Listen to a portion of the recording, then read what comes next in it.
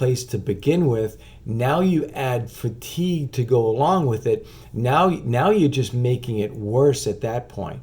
So therefore, if you can control that a little bit, and it's not going to be an exact science, but if you can help that a little bit by controlling how long that's going to go on, then that may help. Now think about it this way too. As goaltending coaches, what we're trying to do so much now is to keep goaltenders on their feet. We don't want them going down early. We want them to have patience. So there's so much of the game now is an east and west game. There's so much transition. We want them on their edges. If you're going down all the time like a robot, you're not having that extra second of patience. By making a goaltender stay on their feet for those 10 shots, you're making them learn to have patience. You're making them learn to read the release, read the play. This is training time. This isn't just being lazy. You're actually teaching them patience and reading the release and reading how to read the release. So it's a productive time. The other thing that you're doing is you're getting the hands out in front. You're using your hands. So the hands become much more active. You want your goaltender to have better rebound control and not just lock and block and let pucks hit them. Use the 10-20 rule. So a lot of people think, well, if you're not going to be going down, you're not working, you're not trying. There's so much work that has to be done while you're doing the 10-20 rule, while you're not going down just to block pucks. It is so helpful for the goaltenders in the sense of skill development. There's so much that it can be used for. It's awesome.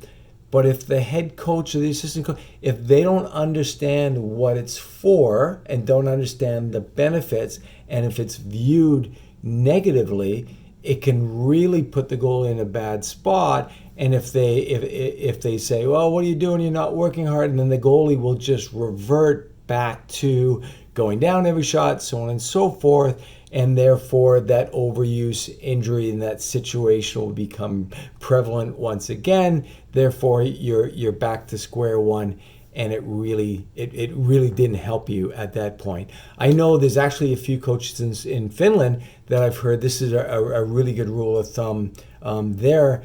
They in practice, their goaltenders are not allowed to go down on a shot outside the top of the circles. So no matter what it is, a shot from outside the top of the circles in practice, no going down. That's kind of their rule of thumb. So that helps them mandate them not going down as much. It helps them put a control on it, and it helps them learn patience and reading a play, reading the release, and so on and so forth. So I think it's really important to implement these in practice, and not only know for you, but communicate it with your Ds. The D's got to understand it, the forwards got to understand, the goalies have to understand, the goalie coach has to understand.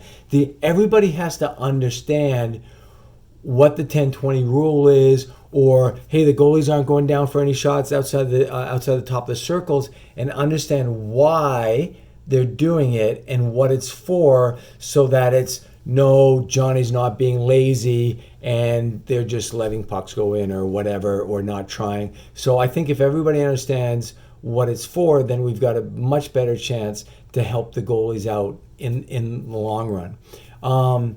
After that, then you have your post-practice, which is very important to have your cool down and do what you have to do to help your hips. I know that so many people do a cold bath, and you could do that anywhere. You could do that at home. You could just fill up your bath at home with ice, cold water, and they can take care of their hips that way with a cold bath. So and every goalie should have their hip routine before practice, their hip routine after practice.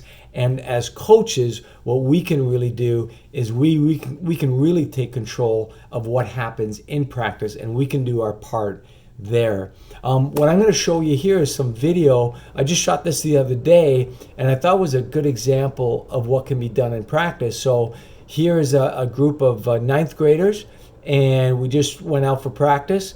It's an hour session. So we did our hip activation on the ice, Maria Mountain. put together a simple little 5-step hip activation. It takes our kids about maybe 2.5 minutes to do. We get on the ice. We did a quick dynamic passing drill, which included pivots and skating and passing. Then we did a neuroplasticity drill where we made them kick pucks and then jump in, making their body do something that they normally didn't. Then we had them do the drill we wanted them to do standing up instead of going down. And then we got them down with smothers and steers, all working on agility and spatial awareness. So in this hour workout, we ended up actually hitting the ice for about 12 minutes. So take a peek, and I'll join you after we watch this.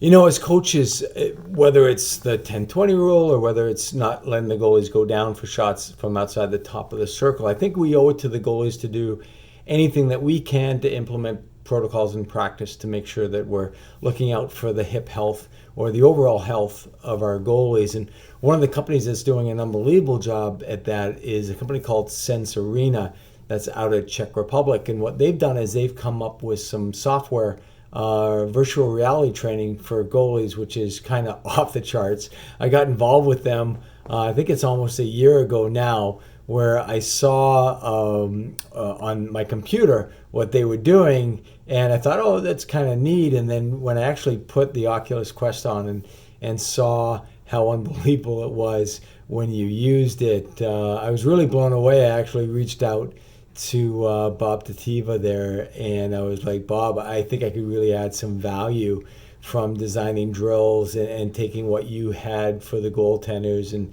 just adding a little bit more in terms of what we're, from a goalie coach's standpoint, looking for. And they've done an unbelievable job in making it so realistic and something that can be really used as a training device. It's not a game. It's the farthest thing from a game. It's a real training device. And the beauty of it is we talk about finding ways for the goalies to train without abusing their bodies. And it's just a remarkable way to do that, where you get your reps in and your ability to see releases and to read plays and to activate your hands and to track pucks and follow pucks. So it's really a remarkable tool. And I've actually got some clips here to wrap this up with Corey Schneider from the Devils and Sean Bonner from the Atlanta Gladiators, and even one of my bridge students using it. So I really hope you enjoyed this presentation. Hopefully you'll be able to spread the word, and we'll be looking out for the goaltenders. And if you have any ideas, suggestions, or thoughts you want to share with me, please reach out. My email address is brian@stopitgoaltending.com. That's Brian with an I at stopitgoaltending.com. Thank you for sharing this time with me, and I wish you the best of luck this season. Good job following the rebound, Corey.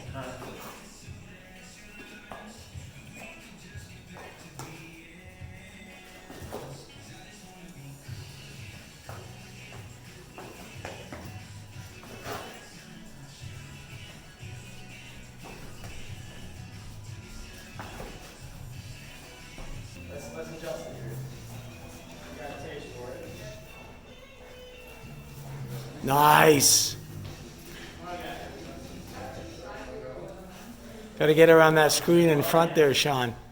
Trying to get over him, eh? Yeah.